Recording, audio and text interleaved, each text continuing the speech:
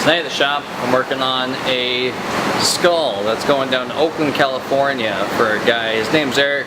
He owns a printing company called Hitman Printing. He hit me up on Instagram a little while ago, and I haven't really had the opportunity to actually work on his stuff. So I'm kind of picking away at it. I started it, so you guys missed kind of a bunch of the shaping and that went with it, but as of right now, it looks like a skull. So it's gonna end up getting bigger and bigger. It's well, I'll just show you what it is. Well, last time we worked on this thing, we ended up kind of putting a little bit more depth in the eyes there, a little bit more depth in the nose to bring the nose out, so it's actually kind of like the bridge of a nose. Worked on getting some of the edges just a little bit more cornered out. Didn't want to get too crazy with it because what we got to do next is we got to build the helmet for it. So it's got that fancy, you know, samurai helmet on it. So what I'm gonna do is, because it's that nice gray color, I'm gonna end up making it out of mild steel, because after this is formed and heated a little bit, it'll end up taking on a nice contrast between the two pieces of material. So this is like, I'm gonna use a piece of like 20 gauge for this. Typically I would use something heavier like this. This is actually like 16 gauge stainless.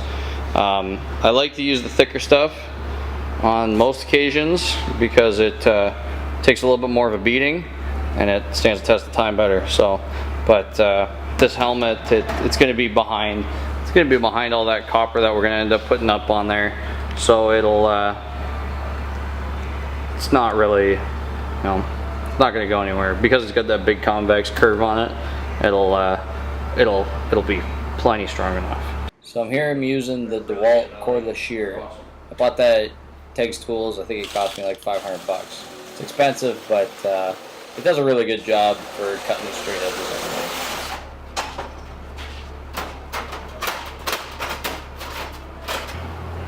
I don't do much laying out for this kind of stuff. For the most part, it's all by eye, by feel. So I know a lot of professional sheet metal guys will probably say this is a joke, but that's just what I do. I'm sorry. That's how I roll. Basically what I'm doing is I'm taking the sheet and gonna start bending it over the shot bag, just hammering a bunch of radius into it, and it'll eventually roll over. Well, after getting this far and realizing that if you look closely, if the camera will focus, there's actually like a rib on the top of the helmet. So seeing that makes me need to change my helmet, because I didn't see that. So back to the drawing board. Here I'm basically taking the skull, and with my picture up on my plate up above me, taking the skull and kind of scaling it out to how it would look on the actual picture. It takes a little bit of getting used to, but it's just kind of something I end up doing, and I find works the best to have everything right in front of you. That way, when you're drawing it out, you can actually kind of see and feel how it's going to lay.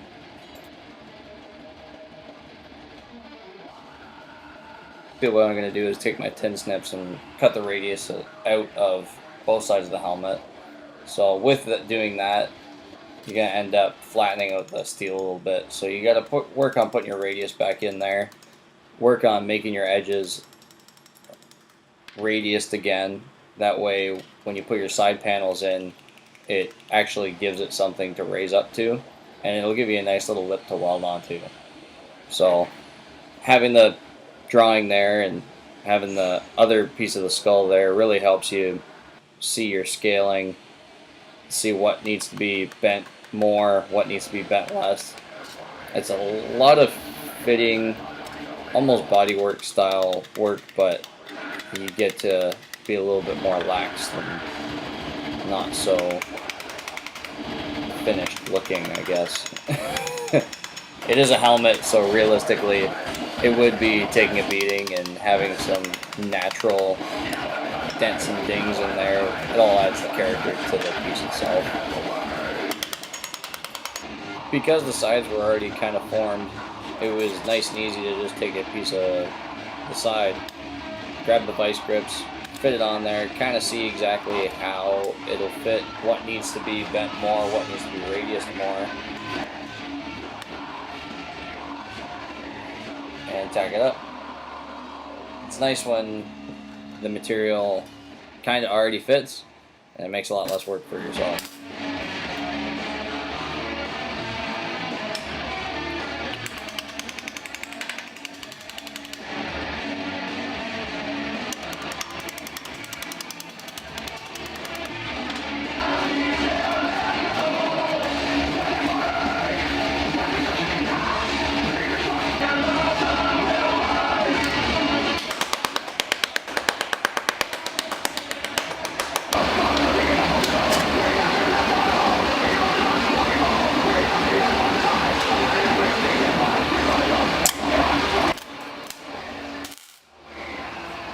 I always find it's really good practice to tack it once, not go hog wild with your tacks.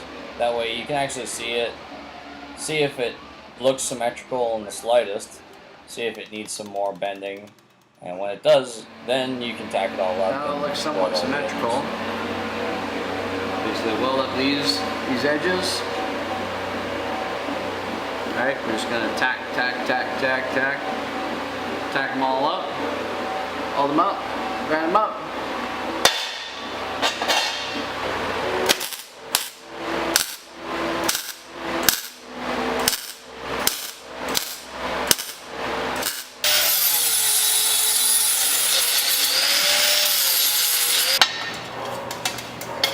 So now that we got a helmet,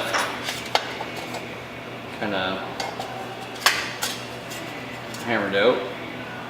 So there's a little peak on that gutter on this helmet, so I was kind of hoping we could squeeze this guy in there, but it's a little too small, so it'll look kind of funny. Not that this is the full length, or that this is the full height really, because really this helmet should sit down like pretty well there on them. So this is actually fairly close, but I'll probably trim this up a little bit. But we got to build that little visor on here, and we'll build that visor on, and then we'll kind of see how it goes. What I did was I took a piece of that sheet, cut an arc out of it, that way it'll help roll around the diameter of the helmet, and kind of just hand shaped it, cut it in half, that way it makes it a little bit easier to shrink around there. Clamp the edges, tack it up, a little bit of finger persuasion, if you will, usually does the trick. So after it's tacked up, what you'll have to do is from the back side fill the gap that would be, weld it up and grind it up. So the best way of grinding these, basically just taking a 60 grit flat disc and then a 80 to 220 grit DA to smooth it all out. Here I took a piece of 1/4 inch round bar, and basically I'm just bending it on the vise with the ball peen to fit on the outside rim of that visor. This will help stiffen it up, but it also is correct to the drawing. So.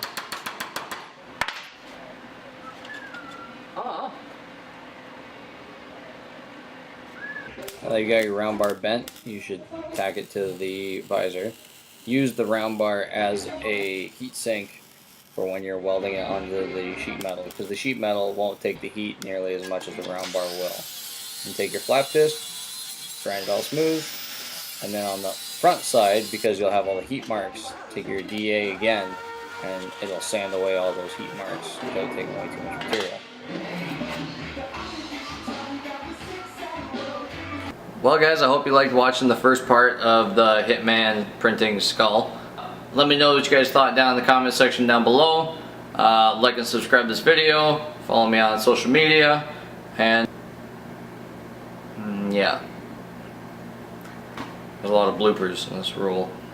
Rule. The